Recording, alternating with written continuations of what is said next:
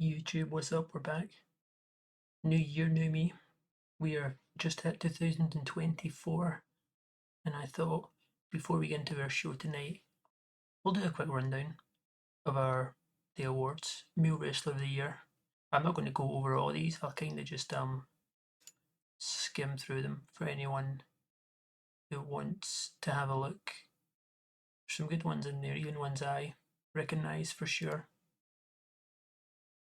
Got Match of the Year from TCW. CWA, who also had Male Wrestler of the Year, they won Show of the Year. We're not really going to focus on these too much because we're not really in contention for any of them, to be honest. We, of course, had our own awards, which I'll not show now because I'm going to do a sort of little tiny segment of our upcoming show that basically revolves around them. But we will quickly go over the finances from last month. For the first time since June, we made over $1,000 on a show, or on a month, sorry, which is really good. Everything's just slowly going up. Sponsors or ticket sales, which is really good considering at the moment the economy in the US is weak. As you can see down here, likely to have an impact. But so far so good. With the departure of Zombie Boy and Wicked Lester, we have Cobra, who I brought in. Never used him on this save, but I'm very familiar with him from the last edition of the game. I was a big fan of him. As you can see here, the Snake Man Cobra, his whole gimmick is he has a live snake called Hissing Sid, and he sort of brings it down to the ring with him and hangs around with it, which is pretty cool. It's also apparently meant to be influenced by his personality, which is very sort of cold and calculated. It's almost like the snake is his spirit animal. The Cobra's he is good. I do like him. He's capable of talking on the mic too, fairly charismatic. His performance skills are not horrible at all. His fundamentals are very good as well. He's got very good brawling, very good psychology. And he's only costing us $30 a show. He's only really known in Puerto Rico, which is the company he currently works for. FCW. That's where they sort of distribute out of. Much better as a heel. He's professional. He's creative. He's good. He is good. He's a bit of a steal. Obviously, he's got no pop here, but we'll work with him. Obviously, see how it goes. He's only 33. I don't really have an exact plan for him, but he is a very, very good addition to the roster. And I also brought in, who haven't arrived yet, Aid Nelson. He's very good. He's a bit like Jules Knight or Remy Sky, where he could turn out very good in the ring. Very experienced, good psychology, but he's just not got that it factor, so he'll probably be jobbed out. I'm only signing him on a 3-month contract to see how he does. He's very cheap, so we're not really wasting much. He'll probably get jobbed out most of the part, and the same with Josh Jacob. He's also very, very good, but again, no real it factor, no star quality, no charisma, but very good in the ring. But similar to Aid, he's not over, and he's also here for 3 months, so it's probably going to be sign them for 3 months, help our other guys get over, put on good matches with these guys, and just take it from there. We might sign them longer at the end of the 3 months, we might not. But I just wanted these guys into for their selling and stuff. It'll make the matches that bit better with ratings, which will be good going forward. And they're also cheap. That was the main thing. Speaking of cheap, our contracts with the loss of Ernest and Zombie Boy, it looks a lot more fair, you could say. Logan does get paid the most per show at $140, and then it slowly evens out after our champ Papa Swole and Sasquatch is up there. I also see or noticed before Max Mayhem is getting paid $85 a show. He must have asked for a pay rise at one point. I mean, you guys would have probably seen it in one of the videos from before. I'm no doubt would have mentioned it. I just find that quite funny based on his momentum and where he's at. But things are looking good. We don't really have any issues backstage. The morale with pretty much everyone is really good. We only have a few guys on not great momentum, which is mainly down to the fact that we use those character ideas pretty well, to be honest. I haven't really installed much of them recently, but going forward we definitely will because we always get a nice chunk of creative points before each show. But I think pretty much for all that's it. The Great Lakes Champion, we're on 37 Prestige. I believe this started at 30 when we first founded it. So that's not looking too bad. It'll most likely eventually get turned into maybe either a secondary title, like a mid card, or we'll just make it a floating title. I'm not really sure yet. I do need to get a new graphics for it though, but Papaswol, of course, is still the champ. 2 successful title defenses. Speaking of graphics though, are stable. The blueprint, I made a little graphics for that. Well, I say I made it, I generated it, but I'm not really sure if I like it. I may change it later, but maybe not. But of course, the blueprint just got founded at the start of last month, already causing lots of issues. We'll see how that pans out, keeps going. We have our Boom Shakalaka storyline that has a lot of people in it, but most of these guys are backup players, like Sasquatch, Sandman, Hangman, Blue Dragon. They're all more supporting roles. So it looks crazy when you see all the people, but it's not quite as deep as that. But with one storyline, I can't afford to keep making the mistake of not advancing it every show and getting the penalty. It's stupid, it's just careless, which we can't really have. I also did take a closer look at our inner circle to maybe try and get like a head trainer or morale officer or chief enforcer installed, but it's just not worth it right now. Either A, we don't have anyone suited to the role, or for example, we could assign someone like Architect as the men's trainer, but he's only got one potential trainee, and he'll probably ask for more money if we give it to him. So there's like no point in giving it right now. Which is I'm actually surprised there's only one because we have so many people that are really young. I know that's not how it works. It works to do with like basic and selling. So we don't meet the threshold. Essentially, all our guys are better than what can be trained, which is obviously a good thing. But still, I was still kind of surprised there was only um, one potential person to train. But apart from that, I don't think there's too much more to go over. Finances are looking good. We've got one or two guys trickling in. Our finances going forward should look even better too. With the only really guy over $100 their show is Logan. So I don't think there's too much more to worry about. It's just more brute force, tunnel vision now. Just steamrolling ahead as we go into the first show, which I will advance to right now. I forgot it's tonight, 1st of January. We'll just quickly run over this and then I'll get to booking the show. Quite a lot of fans are expected to. It's good to see that still going up. Okay, here we go. Generated points. We still have quite a lot of stored ideas. Oh yeah, Cobra on the last show. Even though he wasn't being used, he came to me backstage and gave me a creative idea, which I forgot to look at, but it looks like it's extremely risky, which I am not. Sorry, Cobra. That's a bit awkward. He comes to me spilling an idea and I just throw it back in his face. Yeah, these all look good.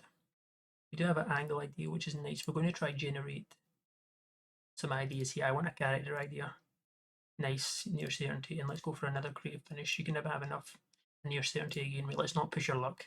We do have quite a lot stored in the bank, but you know what, we'll leave it at that. I think that's some good form, which is not like it for me. Miller and Marco have been spending a lot of time together. Many have noticed how Marco has started acting differently. That's not bad. Miller's got a professional personality, so that's nothing to worry about. I don't think he kind of keeps himself to himself.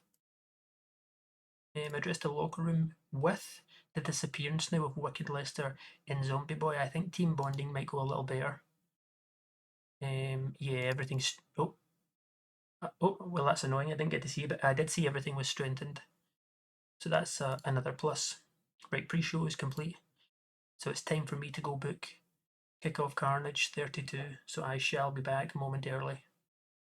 Okay, here we go, first show of 2024. Let's smash through this. It's a big start. We have, I think we did this last year. It's essentially our annual award show for the year before. Struck into three parts here. I do see straight away our angle idea failed, which is a bit annoying. But anyway, we start off with Blue Dragon being announced as the back-to-back Young Wrestler of the Year. And as he comes down and accepts his award and he's about to start his speech, Architect's music hits and he comes down to the ring with the past masters. So obviously Blue Dragon's like pretty furious. And he basically comes out and says, good job, Blue. You won Young Wrestler again, competing against no one, but step aside for your new 2023 PWW Wrestler of the Year. Of course, it's him, it's the Architect. Which he then obviously goes on a rant as usual about, it's no surprise, it's me, it's no surprise. And he gets interrupted by Papa Swole and Hangman, who both come down to the ring. And they're bickering, going back and forth, back and forth. Papa Swole says, Architect, I might be the good guy in this situation, and I don't need underhanded tactics to beat you, even if you want to moan and complain about the fact that the people who you turned on you for you to lose the belt. But don't forget, I'm much bigger and much stronger, and as much as I maybe have a big heart and let things slide, I could easily pick you up and snap you in half. And the Architect almost looks in shock, because obviously as the crowd reacts to. And then on part 3, we essentially have Papa Swole announcing Logan Wolfsbane is getting another shot at his belt next month if he can get through Davis Wayne Newton again tonight in a 2 out of 3 falls count anywhere match, which will be huge match. And then it breaks off into absolute mayhem with all 6 fighting, basically brawling until they're all separated. The rating actually does pretty good, 55. Architect did a masterful job, which is always nice to see. Papa Swole improvised well throughout. We don't usually do, never mind 2-part segments, but we've never done 3. We don't usually do them like this intense, but it's actually turned out pretty good. It's a bit of a shame about the angle idea. I don't know how much higher it would have got if the angle idea didn't fail, but 55 is really good. And it also sets up tonight's main event, which is a 3 vs 3 with all of these men. So we'll see how that goes, which is definitely going to be advancing their storyline for sure. But we move into, of course, as we spoke earlier, Cobra makes his debut. Pretty solid debut too. He gets a 40 in-ring performance as he defeats Stevie Stanley by submission with a Viper Vice, which is obviously a bit of a call on with this whole Snake Man gimmick he's got going on. But he blatantly cheats. Essentially, when the ref's not looking, he's got like a little cloth bag at ringside, and he pulls out the snake and freaks out Stevie. Big distraction, using it to his advantage. Pretty decent score here, 46, but the crowd getting hotter. Stanley's also getting better at his gimmick, which is huge. And the Snake Man gimmick, it gives a small penalty to psychology, which is like probably one of the worst things because it's not something you can avoid. The losses do not damage popularity as much, so that's good, I guess. But the small penalty to psychology is not great. Luckily for us, Cobra already has pretty good psychology, but it's still not a great penalty to get. It does get a great though, so I should count my blessings and not complain too much. But a debut win for Cobra, new face to our promotion as we move into the Doc himself, the big man. It's party time. Dr. Funkenstein's here, working the crowd well, using the freedom to improvise well. He essentially cuts a promo on his way to the ring because he's fighting next. He's up next, 67 rating. Very good score, as expected, from the big man himself. And he picks up the win here. This is a bit arguably these two guys are probably the worst we have on the roster for in-ring performance. So the fact that our matches technically won't get much worse than this, but we're still pulling in a 39, which is way more than what we need essentially to grow. It's still good. It's good signs. Marco is still very young. I think he's only 22. Doctor's only 26, but the Doc wins here with the funky elbow drop in under 10 minutes. So it's not bad. We won't look too much into this. These guys will just get better and better. It's just important that we keep I keep using them, keep using everyone so we can build up our own guys like these two, which will be nice. But as we move on, we jump up triple threat match. In typical Sasquatch fashion, he beats Keith Vegas and Jules Knight after pinning Keith with a running big boot. Keith was the weak link, but we don't care too much about that. Sasquatch pulls in a 42, Jules just under 50. Mr. Consistent and Jules Knight. Okay, Keith Vegas, we don't care too much about that, but it's another win for Sasquatch as the crazed maniac. He keeps his unbeaten form going and gets another win for the Blueprint stable. Then we get our okay, this is my fault. So I made them go all out, but the match, of course, with 2 out of 3 falls is 25 minutes. So we get penalised a little bit for it, but it's not bad. It's actually not bad. And about with superb wrestling and great heat, Logan beats Davis by 2 falls to 1 after losing the first, so he essentially gets a comeback win. Davis pins Logan first, then Logan wins the last 2, which essentially books his place to get his rematch against Papa Swole. Because I think it was Papa Swole's very first defence in a tables match. He beat Logan when Logan was pretty much just fresh through the door, essentially. But a belly to belly suplex to win on the final pinfall. Yeah, I put it for the wrestlers to steal the show, but I guess they can't really keep that all-out pace going for 25 minutes, which makes sense, which is annoying because I checked their stamina beforehand, and they both have very good stamina. I think 83 and 85, respectively. So 25 minutes would have been fine, but that's on me.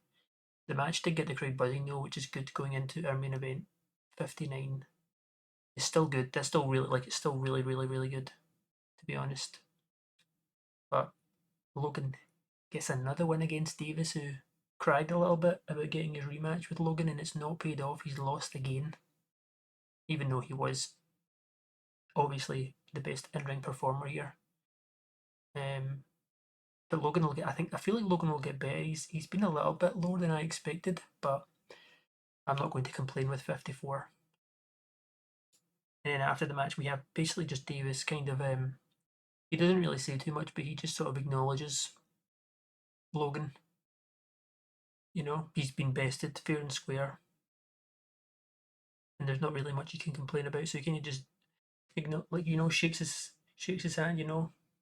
Greatness, recognizes greatness. Davis is known for being a sort of triple threat guy. He can do it all, from high flyer to being technical to brawling. So he's basically just showing his respect to Logan. And Logan kind of just shakes his hand and accepts it, and then Davis leaves the ring. 53 rating as we go into our main event, which, oh my gosh, this is, look at all the red, the sea of red. Okay. Technically, a 50 is not great considering our last match was higher with Davis and Logan. But yeah, okay, let's digest this quickly. Great wrestling, good heat, Papa Swole, Dragon, Hangman, they all drew basically. After 18 minutes, when the match just descended into absolute chaos, they all started going crazy, fighting in the stands with the fans, fighting outside the ring, going up the ramp. Like, it's just they hate each other too much to keep it together for that long. This rating wise, this is pretty solid. In terms of in-ring performance, there's not really any weak links. Blue Dragons just a little bit behind. Past Historians, Architect, of course, pulling in a 64, then Papa Swole, not far behind really. But the Historian, Hangman, and Papa Swole were all off their game. I shouldn't really complain, um, because we haven't actually had anyone be off their game in a really long time. But what is the chances it comes at this point where it's three people in the main event all in one go and our creative finish fails, just like our angle idea failed earlier in the show? So we've been kind of shafted here, honestly, a little bit. That's pretty unlucky to only get a 50. Overall show rating's 54 though, so it's like I shouldn't complain. It's still great, but it's just annoying that it could have easily have been better if just one or two things went our way rather than against us. But we'll address the locker room here. Um, we're going to give it to Stevie. I really like Stevie because we're seeming to just throw him under the bus a lot, and we'll give it to Jules. Give it to two of the losers of the night. Compliment them, even though they don't need it. They're not unhappy, but we'll give it anyway. Overall loss is only 300. We paid out. We actually made money. We made more ticket sales than what we paid out to our workers, which is always a good sign. It's just the show costs are outmatching our merchandise big time, which is still unconservative, by the way. It's still being upgraded, but just a snail's pace. I need to wait till we're back in the green because of course we're still in the red, and I believe if you stay in debt for more than 2-3 years, I think it's 3, then you can go bankrupt, which shouldn't be an issue for us. We should be out of debt this year, easily, but it's just something to keep in mind. We can't really jump the gun with finances yet. We need to stay grounded with that kind of thing. We do move up in pop 22, so yeah, no complaints. A bit annoying with the angle and character idea both failing, and then half of the main event were off their game. But we yeah, it wasn't really game changing, but just annoying to say the least. But post show is done. We're finished here. I'll see you guys for our second show in January. Okay, we're back. It's actually been a little bit of time, quite a few hours since we last recorded, and I had some time to think over some certain aspects of the game of what we should do now and do later. Um, but also in that time, my mic, this is a bit of a random segue, but my mic completely broke off of his boomstick and came crashing down very gracefully um, onto my PC. And I didn't really think much of it. The boomstick was fine. I screwed it back up onto my desk. But upon after that, when I turned my PC back on, my mic was having a lot of trouble basically knowing that it's supposed to be a mic. And I've eventually fixed it now, and I actually think somehow it sounds better rather than worse, which wouldn't be a surprise because I do have a very nice mic. It wasn't cheap, let's put it that way. Um, and that would sum up my life of not using things to their fullest potential. To be honest, it might not sound better. I might um, just be thinking that it definitely sounds different, but yeah. Anyway, just in case you may be wondering, because we're cutting straight from. It's not like a new episode, but yeah. Apart from that, very unlucky fiasco going on. I have went ahead and through another random database. Apologies because I don't remember which one it was I downloaded. It was a long time ago. But they basically have way more broadcasters. So I imported all the broadcasters onto our game. Um, I believe it was 70, but I don't think it's added 70 because some of them I think were already on here. But there is a bunch more new ones, especially more local. Now, what this means for us is pretty much nothing going forward for the moment. Our main focus is still on Wrestle World, which we'll actually have a little quick look at right now, I think. Um, there is another one, I believe, the Great Lakes. Yeah, this one here, Great Lakes Syndicated TV. But you actually need to be slightly higher on popularity than Wrestle World to get on it. 31 pop in the Great Lakes, which we only need 25 to do Wrestle World. And I believe their analysis sort of values and broadcasting quality is the same as Wrestle World. So will we go on this one? Probably not. Our main focus is this bad boy right here, Wrestle World.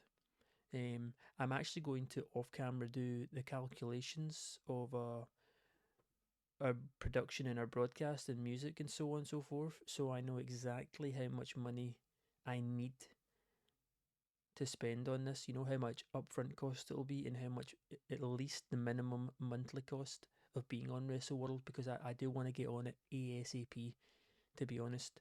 We are getting close to 25 pop as well. What are we on now? I think we're on 22. Yep, 22. And we're very healthily, you could say, in a very healthy way, progressing at least one each month. Hopefully, we get another month of going up too. That would be amazing, but I think that was just a bit lucky on the decimals. Another thing I want to do, which I mentioned before but put off and put off, is head trainer. We actually have quite a few good candidates. The main one is the architect, with his natural trainer attribute. His effectiveness in this role will be boosted, which obviously it's a no-brainer. We pick him, but the reason I haven't put him is because he only has one potential student, which I believe is actually Dr. Funkenstein, because he has quite low selling compared to everyone else. Um, but I feared he would ask for more money if we give him the role, but I'm actually going to give it to him anyway.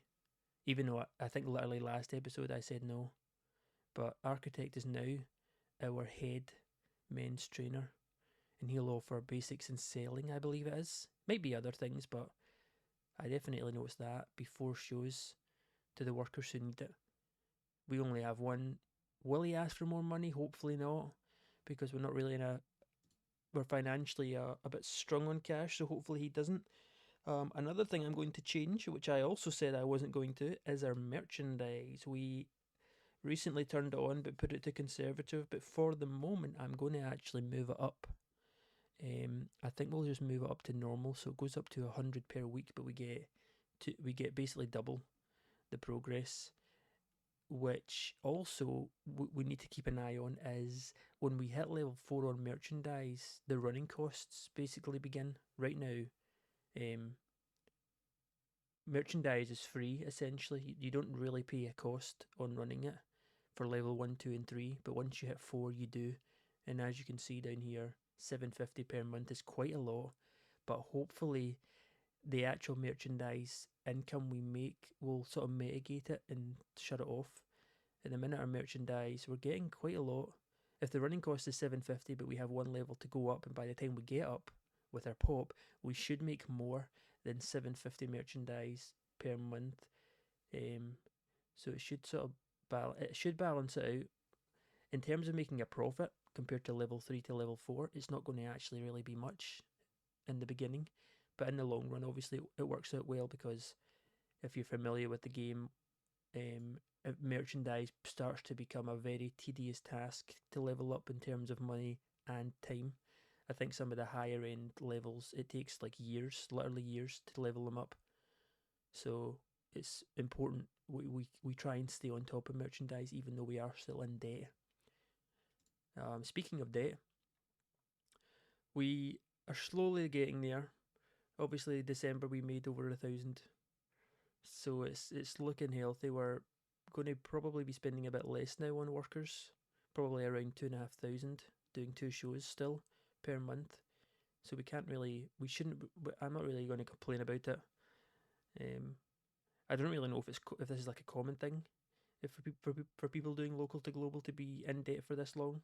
I didn't really I don't know. I can't really remember if I thought to myself it would take this long, but um, it is going good. I'm not going to complain. We're doing a good job at keeping most of our workers on smaller contracts. Of course, we do have one or two that we're paying. We'll only have one over 100, and then our champ and Sasquatch is on 90, and the rest are all trickling down. Most are on 40 and 30, so we're handling it pretty good, to be honest.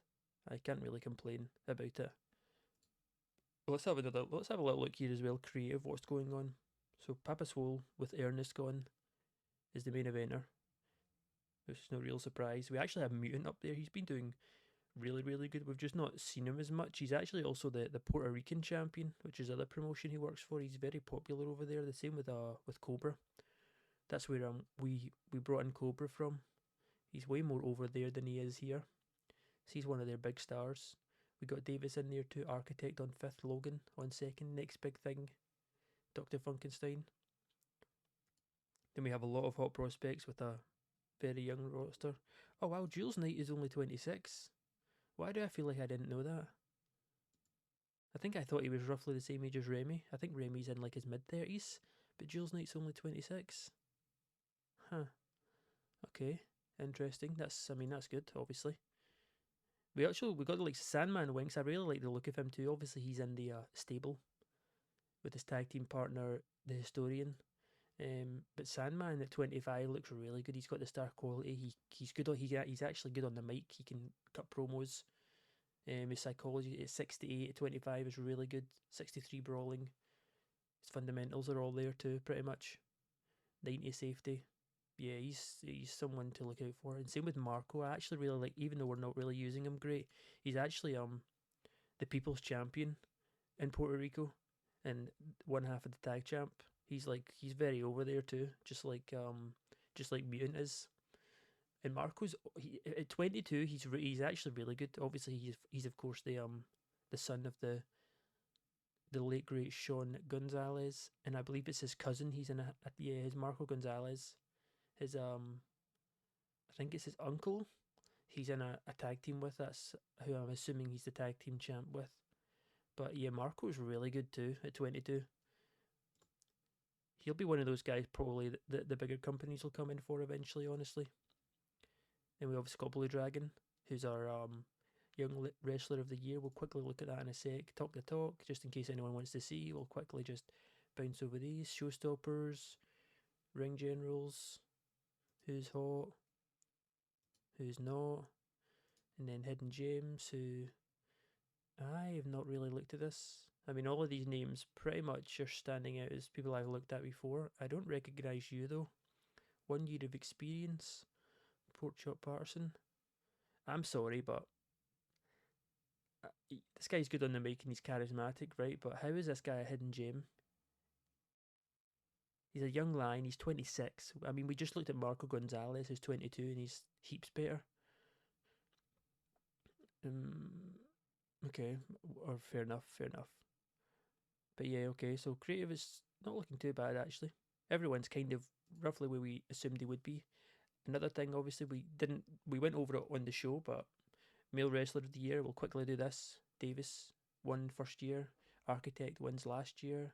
Blue Dragon wins for the second year in a row. Match of the year actually was Architect and Davis, which I believe was the show we did in December. So it's quite funny. It's like pretty much the last show, one of the last shows of the year gets it. The match of the year 72. Then we have card of the year, which was Kickoff Carnage 25, gets a 66. So 66 rating is what we have to beat, or try and push as high up towards that as possible. It's a 10-point increase too from last year, so that's good. Seeing the improvements. Male ref of the year is no surprise. We only have one ref, and that's pretty much it for us. I'm trying to think if there's anything else I really want to see. One thing I haven't personally looked at that I want to kind of quickly go over, even though this is dragging on a little bit, is wait, what? Oh my god. 21 CW are $7 million in debt. Wow, they're losing like $500,000 every month. Is this normal? They're not. I feel like they're not in debt at the start of the game. I wonder how this has became a thing. They're paying like about 2 million a month on workers, which isn't too like that's like not too crazy for at their level. They're still somehow big size too. Are they going down? No, they're pretty much staying at that level. But that is not good. That might be something we have to maybe keep an eye on. Not so much right now because there's no way we can sign any of their workers. But if they went out of business, that would be wild. Wonder if anyone else is in debt. Just really quickly. No one of any substantial. Oh nope, that's us. No one of any real big. Oh my god, 87 million US Pro, which is crazy. How are their shows actually looking? Let me see. I'm kind of curious to see how that's going. Oh wow, a 89 rating. 30,000 in attendance, sellout, 15 sellout. Huh. I don't know if maybe it's just me, but for a company of Titanic size, these attendances aren't, I don't know, 30,000 is the highest attendance they've had all year. Are you kidding? I hope that's not really a thing. I hope that's not like the max. That seems really weird. Or is it just me? Am I being weird?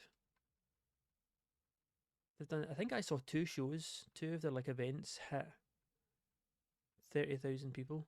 Which let me actually just check before I comment on this anymore in case they're not. Okay, yeah. So what the hell? They're pretty much in the mid 80s everywhere in the world, which I don't even think at the start of the game WWE is this high. And their highest attendance is 30,000. That must be wrong. There must be something going on with that. That's like not even like in my country with football. There's multiple stadiums each week sell out more than 30,000. But this is a company that's known everywhere in the world in a huge level. Obviously, you can't compare the two, but it just seems really low that it's only 30,000. If anyone actually knows about that, I'm going to have to do a little bit more, look into this a little bit more. If that's like, I don't imagine it's a bug, but it's not really realistic, is it? When you think of like WWE, who are arguably on Titanic size, they just did the Royal Rumble, for example, and it was like 65,000 people. WrestleMania hits like 90. They do like SummerSlam or even pretty much any of the events, they're getting like a lot of people, 50, 60,000. Not that it's mattering because I mean, look at this. They're getting like 2.5 million on ticket sales, but they're paying out almost 6 million, pretty much 6 million to workers now. That's insane. This is what we have to look forward to. Hopefully, I don't think I've ever been in charge of a company this size. 80 workers as well. Who's actually the title holders? Let's quickly look. We're here now. Bulldozer Brandon Smith, 2-time champ. Okay. They actually don't. They're not doing much defending here. That's like four months, 5 months, and they only got 3 defenses.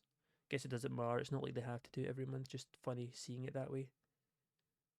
We've got the women's champ, who I don't know much about the women in the Seaverse at all, so I'm not going to comment.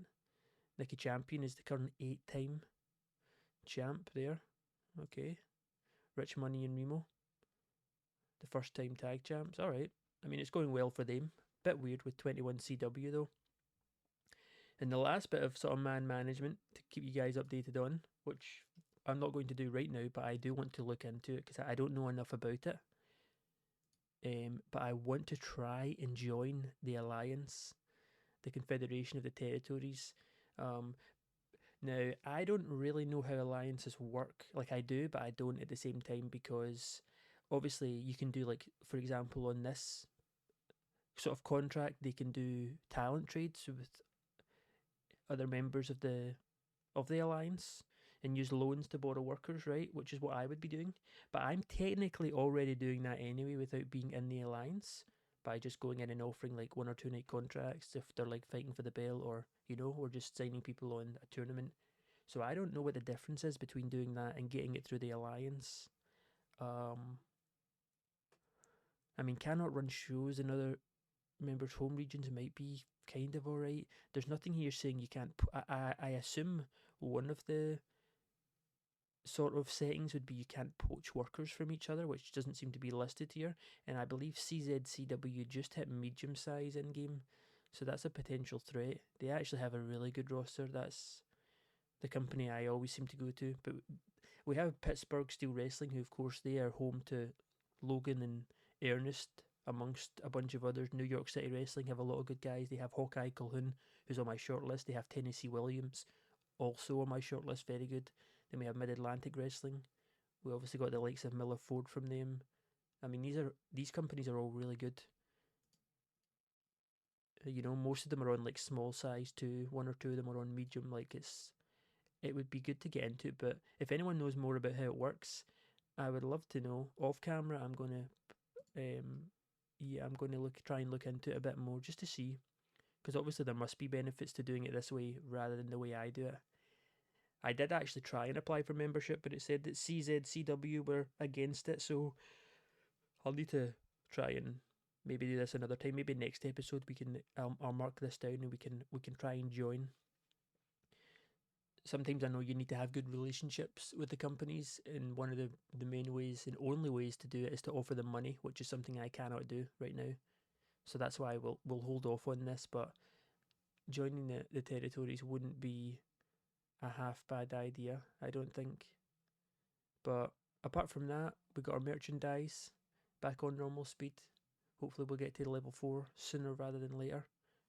Uh, I'll off camera do the calculations for Wrestle World, and we hopefully can join an alliance. We have more broadcasters. Architect's been added as a head trainer, so it's all looking pretty good. We're gonna sort of press ahead now to our next show, which will be the last one in January.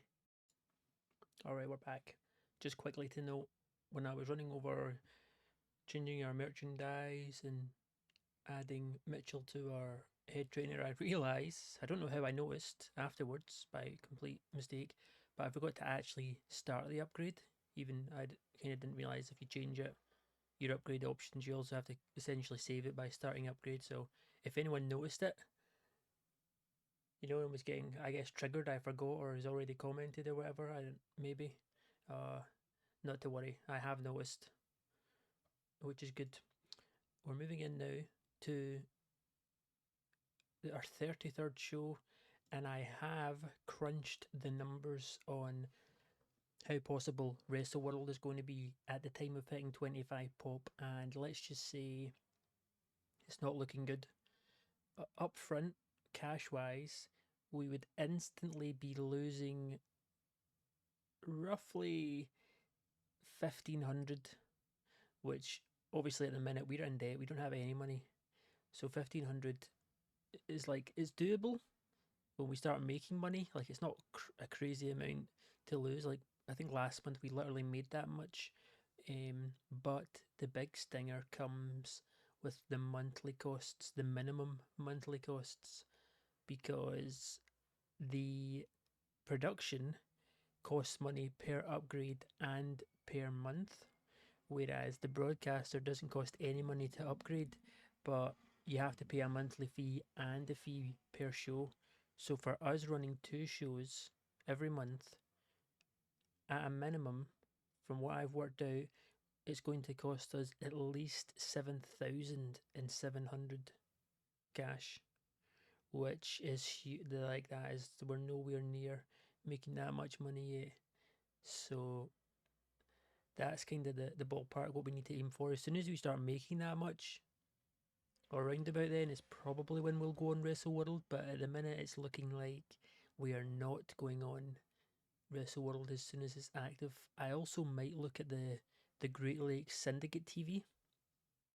I believe you need a popularity of 31 in the Great Lakes though to go on there, so that's a little bit further. But I don't know if like the production value and the broadcast quality needs to be the same as Wrestle World in terms of the minimum, because if not, then that might be an option. I'll need to look, but as for now, that's on hold. Just to let you know, because we are definitely not making more than 7-8 thousand a month anytime soon. We're expecting quite a lot of fans. I actually pre-booked our main event tonight, which you'll see in a sec after I booked the show. But I did it with the anticipation to see if there was a big change in fans, and it doesn't look like there is. It's gone up by about 10, which is sort of that's been sort of the regular recently. So I don't think that's really seen much of a boost. Right, let's see, what creative ideas do we have here? We still have that character idea for anyone. We have 3 non-restricted creative finishes, which are all pretty good to succeed. Let's go with another character idea. A safe bet for Papa Swole, which he does not need. a character idea. That's fine though. Okay. We'll also go angle. Why not? Another safe bet. No restrictions. 40. We'll do one more. Create a finish. Oops. I meant to click yes. A bit of a gamble, but no restrictions, so that's good too. I'll take it. I actually didn't realize to see a detail. You can actually click here to see a detailed breakdown. I've never ever clicked on this before. But I was watching another YouTube video and I seen the gentleman in the video. He clicked it and it kind of blew my mind. I'm actually the reason I'm clicking on it is to see if we have any penalties, but I don't think we do. Oh, they get a 5% bonus for good morale. He got a 3% because he's pleased, he's happy. So happy's 5%, pleased is 3, 46. The historian, holy shit. The historian generates quite a lot. So does the doc.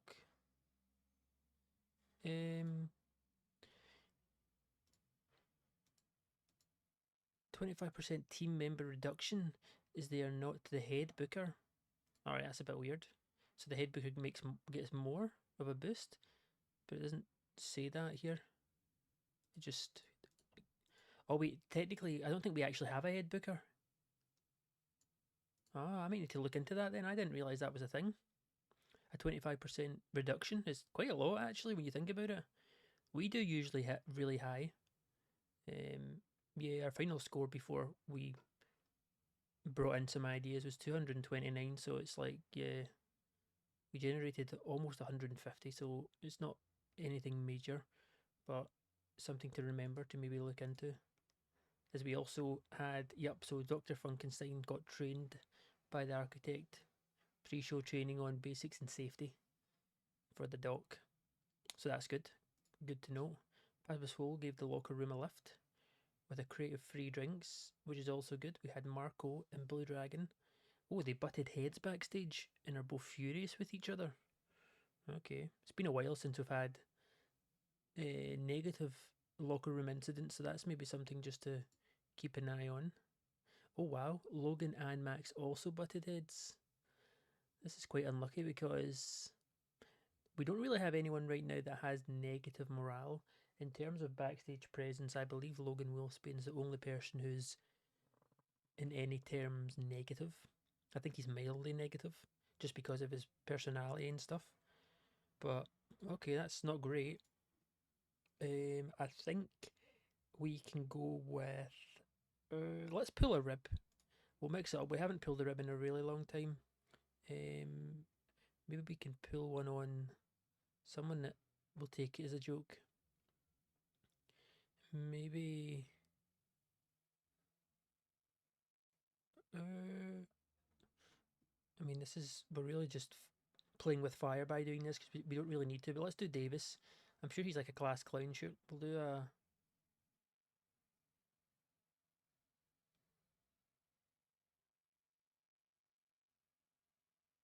Let's do a major prank. A 40% chance of upsetting him's kind of huge though. Oh my god, these percentages are crazy. I didn't realise there was so many you could do. Let's do a joke, a practical joke. Success. The rib has gone down well with the rest of the locker room. Okay, I mean, okay, fair enough. I'm not going to lie, but the whole rib mechanic of the game seems very I don't know, like little reward but big risk. Just me though, maybe. There just seems like so many better options to do if it comes to like morale. Maybe not though. Maybe I'm just being a bit negative. We also actually I looked into the alliances because I was saying about possibly joining the alliance, and it seems like it's more just there's not really any huge benefits. I thought maybe there'd be like benefits to do with the companies are less likely to maybe steal your workers on exclusive deals and things like that. But under the current contract that the confederations of the territories have, it's really just loanees. Like you can loan workers to each other, but it's just an easier way to do it, so you don't have to do it through negotiations, which we do anyway. And I'm fine to go ahead doing it that way for now. We might join it later on. Maybe not. I'm not too sure, but enough chatter. Let me be back in one moment. I'm going to book the show. We can run through it together, as always. Alright, we're done. Fully booked. Before the show, we also had it announced that the Logan Wolfsbane and Papa Swole main event title fight is now a triple threat. It's kind of custom. Not really on purpose, it's kind of just became custom here with our company that whenever a champion loses the belt, they essentially get kind of like a free rematch, which of course Architect hadn't used yet, but he's oddly cashed it in for tonight, essentially, which is a bit of a weird, like, why would you do that when why would you not want to fight Papa one on one rather than triple threat? But it is now triple threat. Architect is essentially using his rematch tonight. He wants in on the triple threat. So yeah, apart from that, we got a nice new angle, essentially like an interview segment with Dr. Funkenstein. We want the funk #1 is why I'm labeling it. It says first, basically like a little side piece where we might do some comedy interviews, whatever. The doc's very creative, so we'll see. We'll see how that sort of functions going forward. It'll be good to, once we have more storylines and stuff going, we'll be able to do a lot more with it. But we'll start it tonight, see how that goes. We also got Mutant back in action, but let's kick off the show here. This is looking pretty decent, I think, from what we have going on. Papa Swole, of course, he's back after missing the whole of last month because of Architect and the Blueprint. So we do start off in front of 250 people actually as well, so that has took a bit of a bump. It's not gone up too much more, but I did mention I pre-booked our main event right after our last event. I booked it in. So has it had an effect? Maybe. I think it has gone up a bit more than maybe usual, but I'll maybe need to keep that in mind going forward. But we got off to a strong start, a 39 rated segment, Sasquatch McGraw, and another domination. He's just killing everyone in his path with his infamous running big boot finish. Pulls in a 42 rating, which is roughly where he's at right now. Stevie pulls in a 38. Match gets the crowd off to a strong start. And another dominant one for Sasquatch. Moving into the We Want the Funk. This is actually set out in two in parts. Basically, the first part here we have Doctor make his entrance, cut a promo, basically announcing his new show. And everyone likes the Doc. He's a babyface, and then he essentially says he's got a big juicy interview for his first ever show, and then Logan Wolfsbane music hits. He comes out and he basically interviews Logan about his match tonight. And Logan basically almost very generically says he's happy to be here, and he's, as much as he is a heel, he's not really like as much as a scumbag as the others, you could say, with his whole gimmick. And he feels it's very much deserved in many ways, even though his debut with the company he lost a title fight against Papa Swole. He won't lie, he did underestimate just how good Papa Swole could be, but he's not going to make that mistake again tonight, regardless if it's being announced that Architect's in the match or not. He doesn't care. He doesn't care about the little mind games and drama that the company has going on. He's just here to win, and that's the only reason he's here at the promotion. He doesn't care about the games.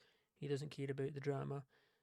He doesn't care about any of it. He just cares about the belt and taking it all Papa Swole. Overall, this gets really good. Doctor segment 57. The interview gets a 47. Gets the crowd hotter.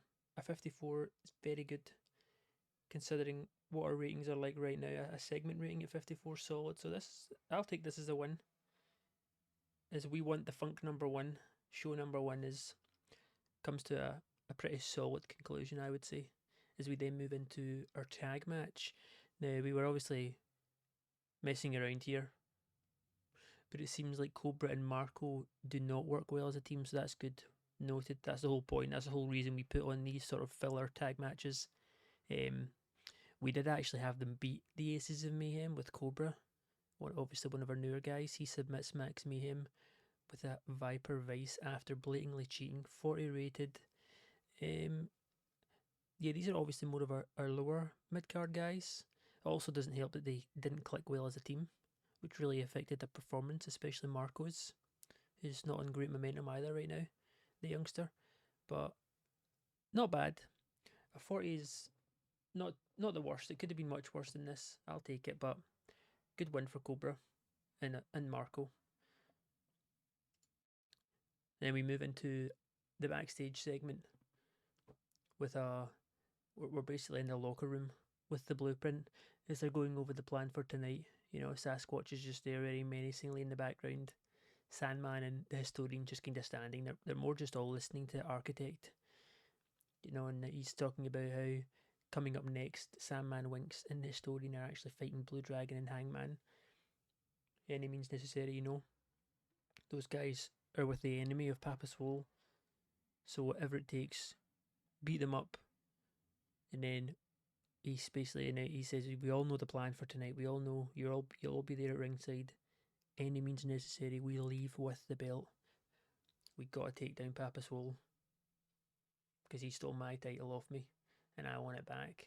Only gets a 34, which I think I need to mess around with the segments a little bit more because I think maybe I need to kind of mix it up and try and do a bit more variety in terms of my selection. Usually I just pick like cutting a promo or being interviewed, but there's so many options. I might need to take a better look at it because I think it's technically messing me over because Architect on his own can do a very, very, very good promo, like at least in the 50s, maybe even the 60s, especially with his popularity and how his momentum's going. It's not showing me any penalties, it's all bonuses, but this, I mean, it's not bad. 34 is not horrible, but it could have been much better. But so far, the shows, we're going to hope our main event can save us here a little bit because these, yeah, the ratings aren't looking crazy good right now. But the tag match, of course, is up next. A 54, there we go. That is much more like it. And about they had great wrestling and a decent reaction from the crowd. The past masters beat Dragon and Hangman when Sandman Winks pins Blue Dragon with a fast roll up. So yeah, another cheat as expected. The way I always see this panning out is Hangman's kind of, as I mentioned before, he's kind of carrying Dragon in terms of pure threat. You know, Hangman 1v1 could take on any of these guys. You know, he's huge. He's a monster. Um, but it just always seems to go. You know, the past masters, along with architects, forward thinking. They're always planning ahead and going for the weak links, which in this case is Blue Dragon. Keep Hangman busy outside the ring or elsewhere, and they get a fast roll up pin on Blue Dragon to secure a win. Pretty solid ratings actually. Hangman pulls in a 56. He's actually coming on really well too. When you think about the average ratings for our workers, 56 is like up there and like easily the top 5, maybe even the top 3. Maybe not top 3, but top 5 for sure. You get maybe Logan can maybe pull in like a mid 50. Davis, Architect can, Papa Swole now about can. So the fact Hangman's up there with them is like really positive stuff. 54 rating here. Another cheap win for the past masters as we move in to our next segment, and it's the newly crowned Puerto Rican champion, Mutant. We didn't see him pretty much at all last month, and he basically comes into the ring for his match, cuts his own promo, obviously, which is scripted. He seems to not get he seems to get penalised if we give it to him unscripted, which is a bit weird because he is creative and he's decent on the mic, but he basically comes down, announces, no, he's happy to be back. It's been a while since he's been here. Um, he's a champion now elsewhere. He's got other things to do, so on and so forth. Very good promo though. Basically just putting himself over. 64, highest segment rating of the night and highest rating of the night, which moves into our triple threat match with him, which gets a 58, and it also sees the debut of Aid Nelson. The troublemaker gimmick gets a great initial rating, so that's solid. That's what we like to see. Mutant pulls in a 59 and he also wins. Great wrestling, decent reaction from the crowd. He pins Aid Nelson on his debut with a Tina Turner. Mutant also carried the match, it says here. Aid Nelson was the weak link. Aid pulls in a 38, but he'll get better. We obviously ran over Aid, and we also have Josh Jacobs. And we signed them both on 3-month contracts just to see how they get on. Obviously, most of the time here, they'll be falling flat on their face losing. So, in terms of building up a lot of momentum or popularity's not like, yeah, all the odds are stacked against them in terms of impressing us to stay longer than 3 months, but we'll see. We'll see how it goes. They are solid workers, so you never know. 58 rating too, which is really good. Big bang for Mutant on his return. He has very good momentum too. Mutant, he's kind of like a dark horse, honestly, in terms of earning a title shot. He's like up there. Doesn't lose very much. He's just gotten better and better ever since we blundered him on the first year when I called him out for basically being out of shape and over had horrible stamina, but it turned out I'd done it wrong, which is was awkward. And then he kind of hated me for ages, and his morale was stinking basically. But yeah, he's really coming along now. So here we go, main event time. Triple threat, Great Lakes champion, defense for Pappas Wool. A 63 rating in an exceptional match. Pappas Wool beats Logan Wilspain and the Architect in a ladder match in 18 minutes when Pappas Wool retrieved the item. During the match, we also had Blue Dragon run in and attack Aldred. Pappas Wool makes defense number 3 of the Great Lakes champion title. Now, before we go into the ratings here, the way this one panned out is essentially the whole of the Blueprint stable was at ringside for the whole match. And as it sort of came to the last couple minutes of the match, and it seemed likely something was going to happen, the Blueprint were starting to influence the match more and more and more. Right as it looked like Architect was free to jump up the ladder and get the title, Blue Dragon and Hangman both ran out. Obviously, they got cheated earlier in the night by the Past Masters, so they instantly went for the Past Masters, essentially getting their revenge. They got cheated out of a victory. And then, as they're beating down on Logan outside the ring, and Papa Swole jumps back in the ring, it's Blue Dragon, who obviously Architect hates so much. He put the final nail in the coffin for Architect to lose his belt to Papa Swole. And almost in like a weird 50-50 moment, Architect just goes for Blue Dragon to attack him. Almost like just pure reaction, which is enough for them fighting outside the ring. Basically everything is turned into total chaos outside the ring. Everyone's fighting. Sasquatch is in there fighting with Hangman, the two huge guys. And while all this pandemonium's going on, it's basically free for Papa Swole to drag his super tired body up the ladder to retrieve the title. Good ending to the show. 63 is very solid. We actually had Architect too. He hit 60. The storyline advances, gains heat. We used the creative finish, which also was a success. 56 for Logan, 57 for Papa Swole. Yeah, this definitely didn't disappoint. Because it was a bit of a. It wasn't bad the first half of the show, but it was definitely a bit tame in terms of our ratings. But overall, this was a very good show. We'll do more of those segments too with Dr. Funk, his little show he's got going on. I'll mess around with the angles in terms of what people are rated on a bit more, try and find a happy medium. But the show increases in one region, 60 overall show rating, which is huge. We're actually going to give this to. I'm trying to give it more now to the losers. We'll give it to Marco because he could use it, to be honest. I don't think his morale's in the red, but it's probably not far off. And we'll also give it. We'll give it to Cobra. Those two obviously won that match. Give it to those two. Both seemed pleased. Financial report: we lose 500. We use 1,500 on workers, which is more or less the average. It pretty much evened out with ticket sales, which can't really complain about. So that's decent. I'll take it. Popularity recap: we do not move up. Still 22. I think we actually already went up, didn't we? I think the first show in January we did. Yeah, okay. So that makes sense. Post show is complete. And there we have it. I think we'll actually end this episode here because I did a lot more management talk than maybe I'll probably usually do going forward. We just had obviously things to go over with Wrestle World, reassigning our merchandise, assigning Architect as like our top guy, our top head trainer, Um, and our new signings, our new faces we got coming in. But going forward, this is looking real nice. We just need to get out of debt ASAP so we can gauge our finances much better. In fact, you know what we'll do very quickly before I end it? We will go to the next month so we can get a solid estimate of exactly how much we made.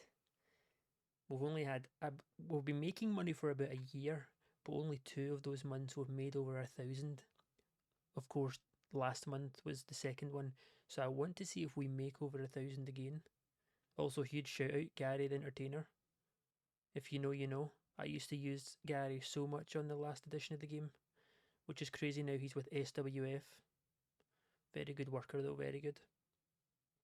But you think I feel like we're getting to that stage now where hopefully we're making it around 1,000. Like I mentioned earlier though, to go on Wrestle World we're going to have to be in the plus each month of at least like 6-7,000 honestly, if we don't want to lose money. Being on Wrestle World will be really good though. The gains aren't huge, but you get pop all across America and Canada. And for every point in popularity, I believe it adds a bonus to your sponsorship. So it's almost like a very snowball effect. You might not see the benefits straight away of a lot of things with the game, but you just have to sort of keep at it. Right, here we go. We're into February now. Let's have a little look at the finances. Okay, so we did make just a little less in December, but still over 1,000. It seems to be our worker cost was actually really high again this month. I have been trying to do a better job of using more people per show though. Maybe like that one extra match and an extra angle. So I guess it kind of makes sense even with the absence of the likes of Zombie Boy and stuff. Uh, but this isn't bad. Our sponsorship money's going up by about 200 a month at the minute. I think the US economy's still pretty much in the dumpster right now. Ticket sales went up by about 300 too. So it's definitely still looking up. There's not really a cause for concern. Even the merchandise is going up. What are we actually at with merchandise, real quick? 40%, and we're getting 5% progress right now per week. So that actually won't take long before we hit level 4, and by then I'm hoping at least we're making at least 750 on merchandise to mitigate the cost of upkeeping it, which will be a bit annoying at the beginning, but it's got to be done, you know. Because like I said, those later levels upgrading are a real pain. But apart from that, I think we're pretty much sitting good. I feel like there was one more thing I wanted to go over. Oh yeah, let me actually see here. Yeah, so the economy in the US is weak, still falling. Average wrestling industry falling, and it's still giving me the notice here about the economy being weak and it's likely to have an impact on the ability to grow. I wouldn't really say I felt it yet, but I don't know how long this will stay this way. I don't think I've ever had this before. I usually don't. I think maybe I usually don't play with this setting on. But we'll see. But anyway, we'll be back next time. Hopefully, we can run more. We actually only managed to get through 2 shows, and I'm hoping to do 3, maybe even 4 per episode. So I need to do a much better job of not yapping so much and just blasting through the shows with maybe a bit of a man management, showing you guys things backstage. Not so much going forward, just for the time being. But anyway, until then, I will see you guys next time.